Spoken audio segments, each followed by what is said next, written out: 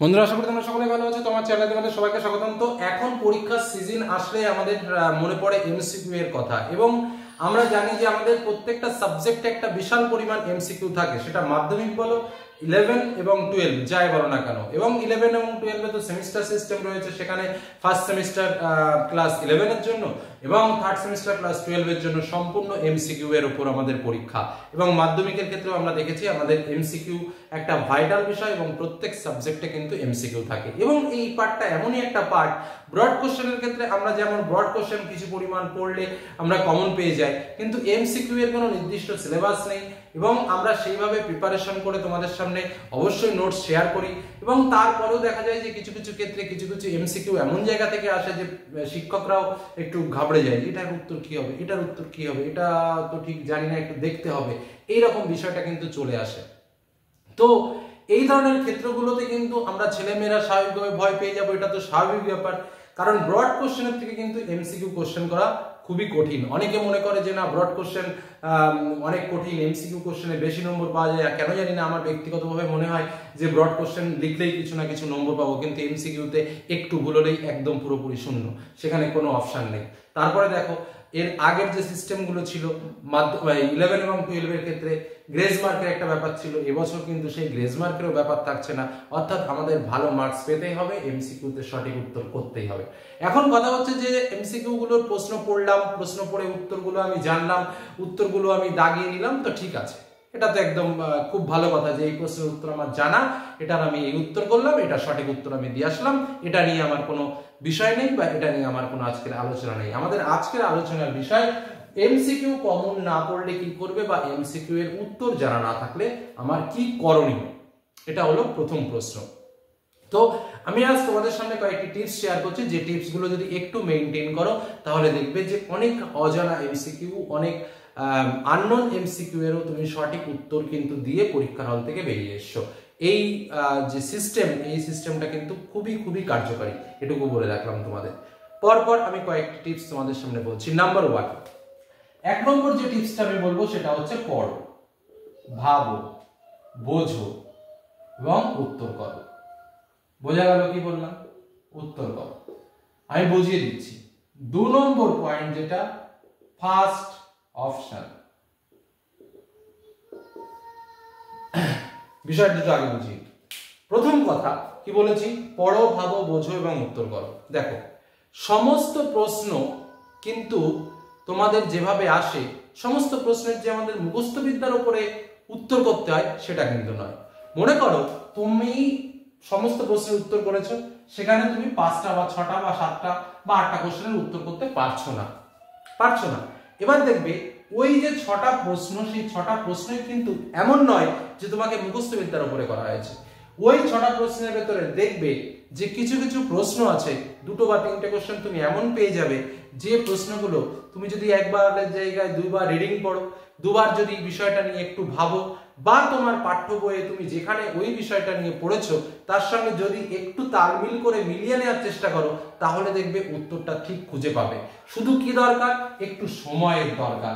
একটু সময় নিয়ে বিষয়টাকে পড়তে হবে, ভাবতে হবে এবং বুঝতে হবে, তাহলেই দেখবে উত্তরটা বেরিয়ে আসবে। এটা কিন্তু একটা ভাইটাল বিষয়, ভীষণ ভাইটাল বিষয়। এই যে কটা উত্তর পারছো না, তার মধ্যে দেখবে 2-3টে উত্তর একটুখানি ভাবলেই, প্রশ্নের অপশনগুলোর সঙ্গে একটুখানি কোলাবোরেট করলেই, প্রশ্নটাকে 2-3বার ভাবলে, উত্তরটাকে 2-3বার ভাবলে, দেখবে ঠাক করে মাথা থেকে একটা উত্তর বেরিয়ে আসবে। তুমি নিজেই উত্তরটা করতে পারবে। বোঝা গেল কি বললাম?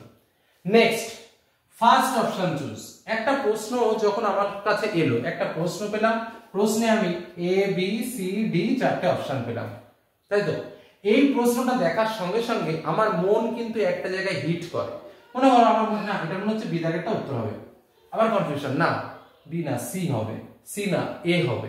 এই যে কনফিউশন যখন চলে আসবে এবং তুমি যখন ধরতে পারছো না যে কি হবে, একটা কথা মনে রাখি, তোমার প্রশ্নটা দেখে ফার্স্ট যে অপশনটার কথা মনে হয়েছিল, কথাটা খুব ভালোভাবে বুঝবে। যখন একদম উত্তর তুমি করতে পারছো না, প্রশ্নটা দেখে ফার্স্ট যে অপশনটার কথা মনে হয়েছিল সেই অপশনটাকে মারো। তাহলে তোমার ফার্স্ট অপশন যেটা টার্গেট হয়েছিল, কেন বললাম এই কথাটা সেটারও একটা যুক্তি তোমাকে তো বলতে হবে। আমাদের ব্রেন 2 টাইপসের ব্রেন আছে, আমি সে ডিটেলসে যাচ্ছি না। আমাদের ব্রেন এমন একটা জিনিস, দেখবে যে জিনিসটাকে তুমি দেখেছো সেই জিনিসটা যদি তুমি অনেকদিন দেখোনি, সেটা হঠাৎ করে যদি তোমার সামনে আসে, তুমি দেখবে হঠাৎ করে ব্রেনটা কেমন যেন চিনে, কোথায় যেন দেখেছি আমি, দ্যাট ইজ ম্যাজিক। এই ম্যাজিকটা কি? এই প্রশ্নটা তুমি যখনই পড়েছো, এই প্রশ্নটার সঙ্গে একটা অপশন তোমার মনে মনে ক্লিক করেছে, এটা কিন্তু সাইকোলজিক্যালি বিষয়।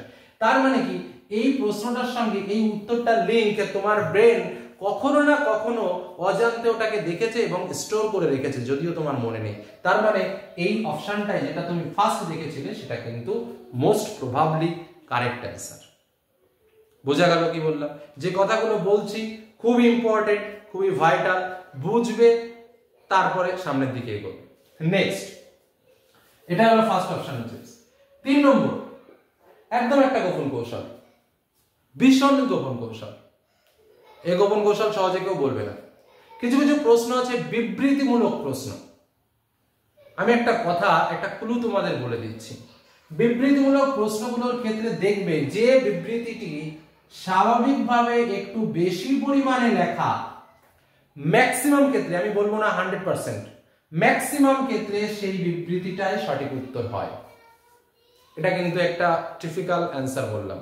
ম্যাক্সিমাম ক্ষেত্রে, আমি বলছি না কখনো এটা সম্ভব নয় যে 100%, ঠিক আছে, এটা 100% সম্ভব, কিন্তু ম্যাক্সিমাম আমি বলতে পারি 80 থেকে 90% সেই অ্যান্সারটাই হয়।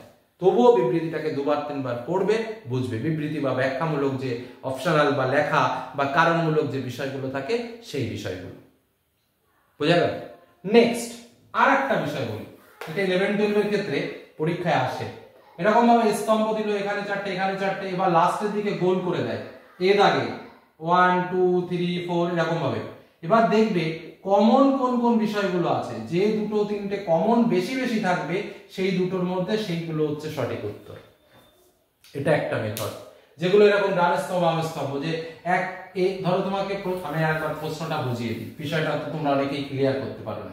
একটা প্রশ্ন দেওয়া থাকলো বা ডান স্তম্ভ বাম স্তম্ভ দেওয়া থাকলো, এ বি বলে দেওয়া থাকলো, এখানে এ বি সি ডি দেওয়া থাকলো, এখানে 1 2 3 4 এরকম দেওয়া থাকলো ধরো। এবার তোমাকে অপশন দিচ্ছে কি, এখানে 1 2 এবিসিডি না দিয়ে 1 2 দিলাম, 1 2 3 4 এরকম দেওয়া থাকলো।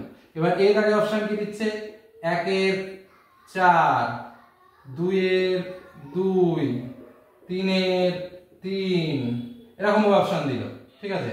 তারপর ধরো 4 এর আর যেটা বাকি রইল 1, বি দাগে একটা অপশন দিল, 1 এর 4, 2 এর 2 এরকম ভাবে যে অপশনগুলো দেয়, এক্ষেত্রে দেখবে যে উত্তরগুলো মিলে যাচ্ছে, পর পর করে মিলে যাচ্ছে, যে সংখ্যাগুলো বেশি, এখানে ধরো দিল 3 এর 3, তারপরটা দিল ধরো 3 এর 1 দিল, তারপরটা ধরো দিল 4 এর 3 দিল, তার মানে এই দুটোর মধ্যে মিলে গেল, তার মানে এই দুটো কনফার্ম হয়ে গেল।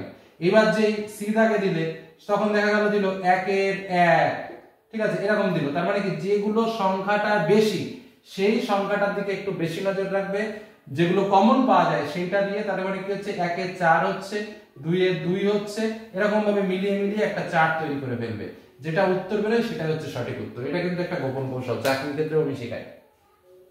তো এই জায়গাটা একটু মনে রাখবে। এবার আসবো আমরা লাস্ট অপশন। লাস্ট অপশনটা একটু দুষ্ট অপশন। দুষ্ট অপশনটা কি আমি বলে দিই।